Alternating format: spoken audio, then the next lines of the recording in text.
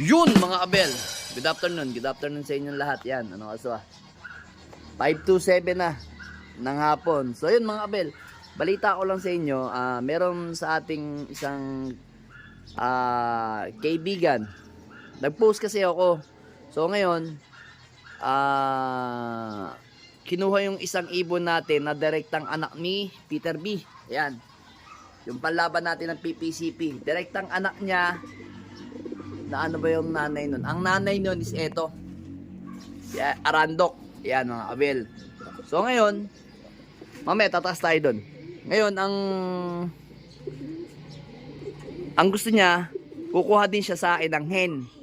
So ngayon, meron naman akong binigay sa kanyang isang hen dito. Kaso, nababataan pa siya. Sabi niya sa akin, kung po pwede daw, hanap daw siya ng ano. Ihanap ko daw siya ng mas may edad. Eh wala na akong mapili. Ang sabi ko lang, meron ako dito, pinaita ko si, ayan, itong Juana na to, ayan, yung isang hen na yan. So ngayon, kahapon is nag-egg yan, nag-egg kahapon yan. So ngayon, kung makukuha niya bukas yan, anak ni ano yan, ni Peter, Peter Malapot.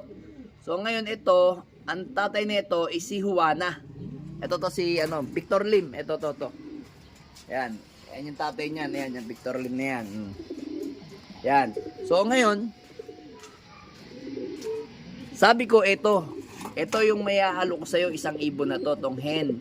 Na kaparis, na kapatid ni 641 na nakakuha ng 80,000 sa North. Sabi ko, ito na lang. Sabi ko, same price na lang. Swerte mo kasi nangitlog to kahapon. Pero tinanggal ko yung itlog yan ngayon.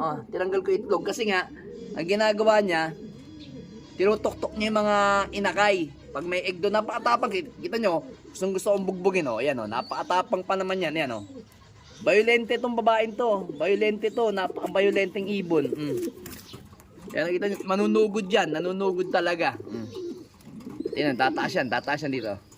Ayan manunugod dyan. Mangungurit apatapang na ibon. Agay. So ngayon, sabi ko sa kanya, kapag ka nakuha niya bukas yan, siguro mga umaga siguro makukuha yan. So ngayon, pag kinuha niya yan, sabi ko, bukas ng hapon, mangingitlog yan. So swerte mo kako kasi meron ka nang nakuhang lahi kagad dyan na kapari si Vandenbroek. Ito, kapatid ni 641. Yan. So, para nakakuha sa atin ng ng maganda-gandang tatlong klaseng lahi kagad, 'di ba mga kabel? Sa akin naman walang problema 'yun eh. Binigay ko na kasi malalaki na naman yung anak nila, ayan yung dalawang yan. Yun yung pang natin, pang kalapatids OLR natin yan, isang dark check. Yun naman pang BBC natin ng abuyog. So ito, so nagustuhan naman ng ating buyer na taga Pangasinan. Nung una nag-usap kami, sabi ko shipping na lang tayo, pa-shipping ko na lang sa Lalamove. Sabi niya naman sa akin, meron daw siyang kaibigan na magtoto sa Arayat. Bukas nga yun. Sabi ko, sige, walang problema. Kung gano'n na lang. Antabayanan ko na lang yung chat o text nung o tawag nung kaibigan mo para maabangan ko sa San Simon, Tollgate. Sabi ko, yan. Yan, nagustuhan niya naman tong hen na to. Yan. Swerte niya dito kasi meron tong pondo. Pondo ni Vandenbroek, ayan. Ni Mr. David, yan. Mr. David natin yan eh. Yan So ngayon, magre-ready nga pala akong lalagyanan bukas. Pero sa tingin ko naman may dalang training box yun. So hindi pa nga tayo nakapagpakain sa mga ibon natin. Yun nga pala mga abel. Salamat nga pala kay Sir Ronald Gonzales sa napakagandang patoka pig sa mga ibon natin. Lalong-lalo na sa mga breeder natin. Yan, napakaganda.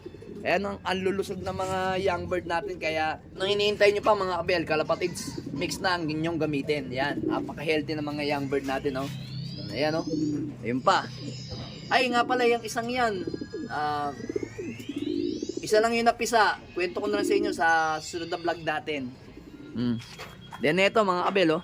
Ay, yun pa. Pakita ko sa inyo. Healthy ang mga young bird natin. Ayun, oh. Kita nyo. Anak ni, ano. Ang healthy, oh. Dahil sa kalapatid mix yan, mga kabel, oh. Tapos sa mga flyer naman natin, yung flyer mix. Salamat kay Sir Ronald Gonzales. Kaya pala, abangan nyo sa paparating na Saturday, itong week na to, pupunta kami sa Kalapatids OLR sa Halahala, Rizal. So sana makasama ako. Makasama tayo kasi sana hindi tayo maging busy, payagan tayo na makapunta sa Halahala, Rizal. Yan. So meron kami doon magkikita-kita lahat ng mga vlogger doon. So kami magkita-kita kami sa may Mexico kay Sir Ronald Gonzales. So may sasakyan naman kami doon papunta doon sa Halahala, Rizal. So yun, makikita natin yung mga kalapatids na vlogger na mga big time o yung mga sikat. Nga mga kabel, meron nga tayong bagong page na ginawa ko gabi, yung Tagaytay Loop 2.0. Kasi nga mga kabel, yung isa nating page is merong violation, ang tagal na. So ngayon, not recommended yun. Pakatagal ko ng pinare-review hanggang ngayon hindi pa maayos-ayos. Kaya napagdesisyonan ko na. Tapos ano pa, ang nangyayari pa sa mga follower ko, halip na madagdagan, nababawasan sila. Kaya ngayon, inagapan ko, gumawa ako ng panibagong page ko para doon ko ililipat yung mga upload ko. Pero yung isa na Tagaytay KBL, yung pa rin ang ano natin, active pa rin yun. Pero ang gagawin lang natin is i-ano lang natin, i-share lang natin, i-share yung mga pinopost natin sa Tagaytay Loop 2.0, mga kabelo. Yan, inahabol no. Parang nagpapaarga to sa nagpapaarga to sa ng TGRC, mga kabel. Okay na siya eh. So ito mga kabel, ito yung kinuha nila. Kinuha sa atin yan. Lagyan natin lights. Yan. Ito yung kinuha sa atin, blue bar. Yan. Yan, magkapatid yan. At saka yun. Ito sana, tinitingnan ko kung hen, kak din. Same kak din lang yan. So ito, yan yung kinuha sa atin. Yan yung anak ng Peter B na cross sa Arandok natin. Yan. Tapos meron pa sana akong inaalok na isang hen.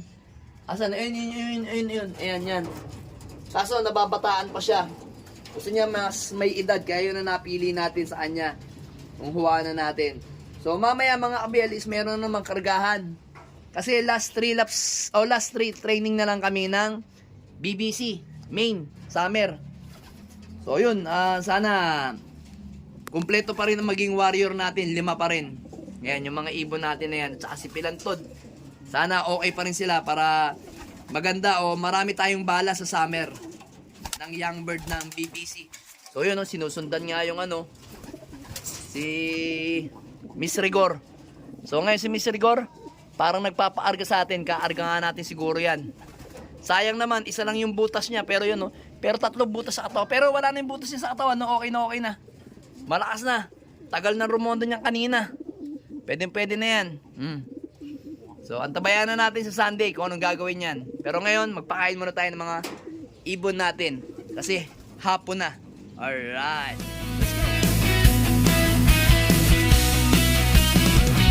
Sa himpapaw